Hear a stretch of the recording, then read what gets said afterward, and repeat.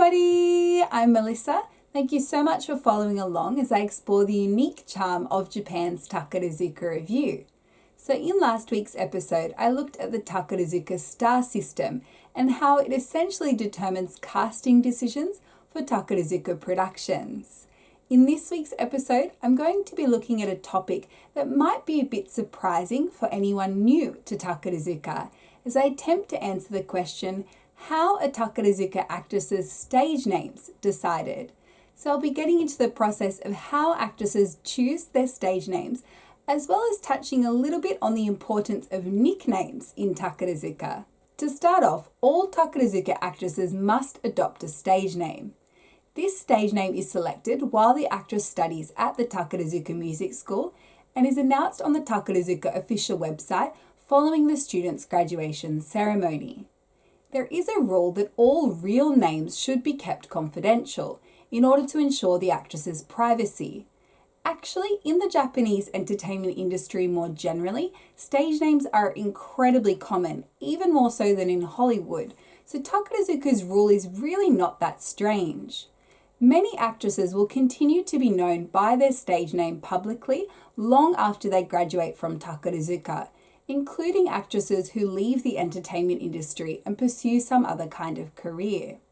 So stage names are chosen by the actresses themselves. According to Otone, a book containing all of the profiles of current Takarazuka actresses, stage names are generally decided following consultation with family, friends, and mentors.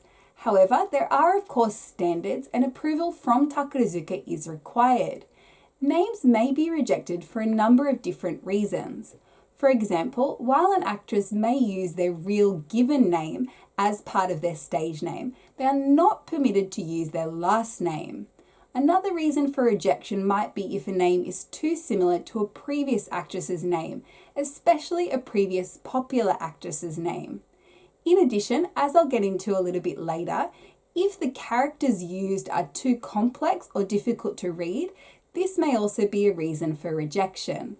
Generally, most actresses will come up with 2 or 3 potential stage names, so they have a backup if their first choice is rejected. When actresses are deciding what stage name to adopt, there are a number of different factors that need to be taken into account. In Japanese, there are 3 alphabets: kanji, which are essentially complex characters based on Chinese lettering; hiragana, which is a phonetic lettering system containing 46 characters; and katakana, also a phonetic lettering system containing 46 characters, but typically used to write words borrowed from other languages, such as English. There are thousands upon thousands of kanji, and each have their own individual meaning, as well as multiple different ways in which they can be read aloud. So, for Takarazuka actresses, when deciding their stage name, one of the really important considerations will be which alphabet to use: kanji, hiragana, or katakana. For this discussion, you also do need to remember that in Japan, surnames are written and said first, whereas first or given names are written and said second. So, in almost all cases, actresses will use kanji for their surname. For the first name, many actresses will use kanji, and many actresses will use hiragana, while some actresses will use katakana. Kanji is exceptionally beautiful, and the fact that each character has its own meaning means that actresses can choose kanji with meanings that are special to them. However, the downside is that because each kanji character has multiple ways in which it can be read aloud, people looking at a kanji name on paper, including Japanese people, won't necessarily know how it should be read aloud. This is especially the case for Takarazuka stage names. Takarazuka actresses will tend to use kanji characters that are very beautiful and glamorous, and not typically seen in most standard Japanese names. In addition, many actresses will adopt readings of the kanji that are somewhat unusual, for example, because they sound cool. As a result, typically when you see a Takarazuka actress's name written down, you'll also see hiragana or English lettering provided so that people reading the name know how it should be read aloud. This is one of the reasons why hiragana and katakana are so often used for first names.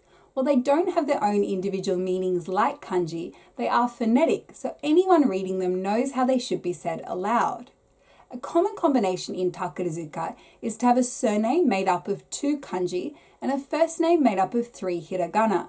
So for example, Seto Kazuya, current Nibante of the flower troupe, her surname, Seto, is made up of 2 kanji characters, Se, which means shallows, and To, which means door, and together they form the word for strait or channel, as in a body of water.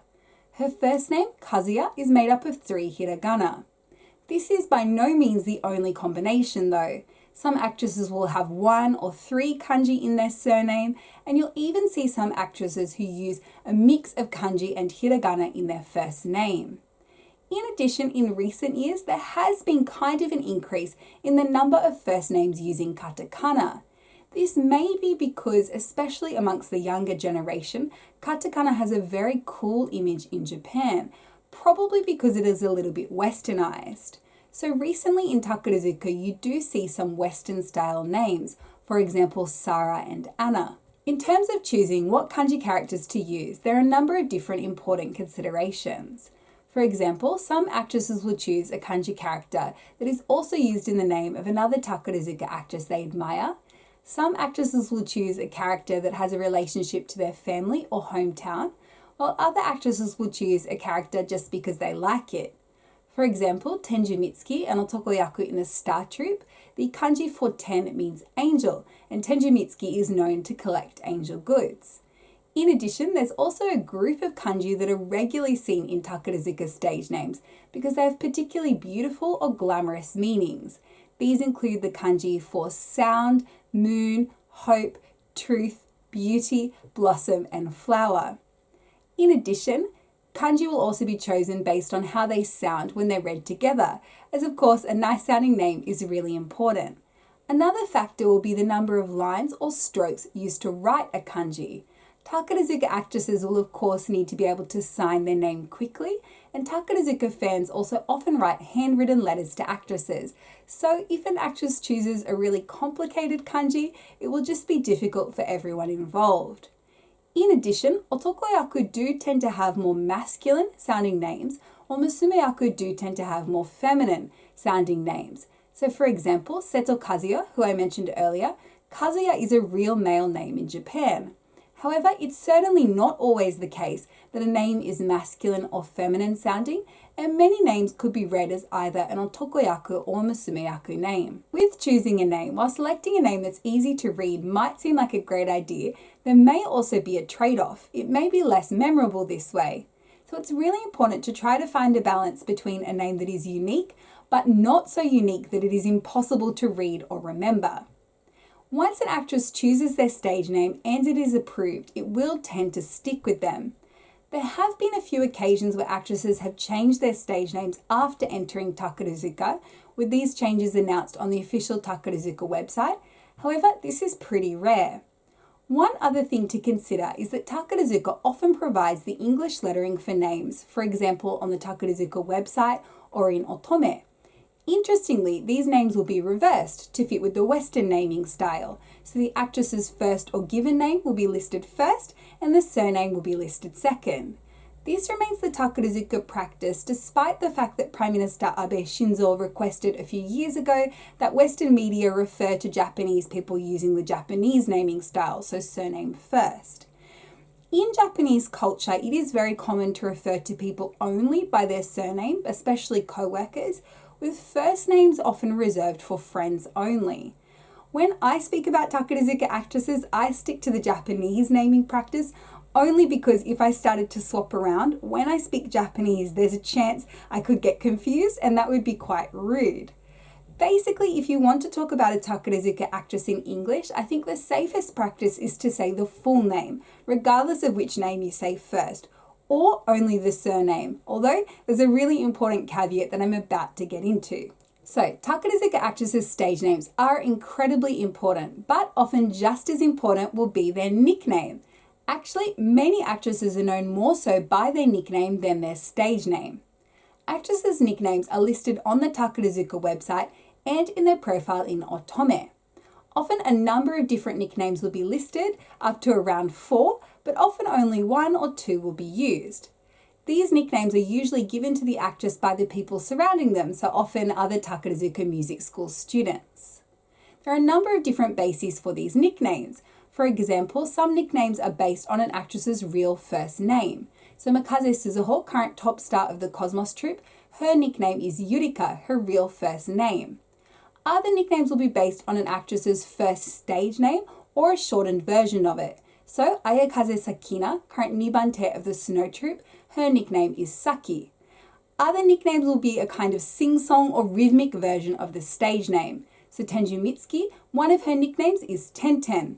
Some nicknames also have some kind of strange origin stories. For example, Asazuki Kiwa, a Musume Yaku in the Flower troupe, her nickname is Hirame, which is a fish her eyes supposedly resemble. So nicknames are a really fun part of Takarazuka, but because they can differ so much from the stage name, they can be really difficult to remember. Because many Takarazuka actresses and fans will only use nicknames when referring to actresses, it can get quite confusing. Basically, you need to know the nicknames of at least the major actresses in Takarazuka if you want to be able to follow any conversation. That's how naming works in Takarazuka. Maybe a bit more complicated than you expected, right? The name that an actress chooses can reflect a lot about their personality, and it's really interesting to look at naming patterns over time. However, stage names can be quite difficult to read, and once you add on the honestly sort of strange nicknames, just remembering the names of Takarazuka actresses can be a real feat. So in next week's episode, I'm going to be looking at a kind of topical issue given the current coronavirus epidemic as I attempt to answer the question, what happens when things go wrong in Takarazuka? I really hope you'll tune in. And if you've been liking this series so far, please don't forget to like and subscribe. Thank you so much for watching. Please take care. Bye.